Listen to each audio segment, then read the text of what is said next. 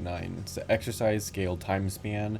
We want to add the following method to our time span class, and where we scale the time span by our given factor, right? So this is the method we're starting out with. I already put it inside of here. So what we want to do is we have hours and we have minutes, and we want to scale it by something. So hours is pretty easy. Hours times equals our factor, right, is going to be our new hours. Same thing for minutes too, actually. So minutes times equals our factor is going to be our new minutes, right? But what if, remember, minutes can only go up to 59, because if it goes up to 60, then it's going to be the next hour.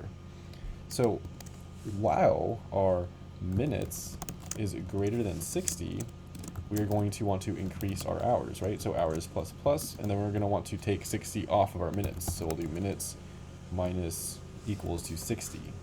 Kind of similar explanation how we had this up here. If you have any questions, you can leave them in the comments below. There's a whole playlist with much more problems if you want to practice some more submitting this.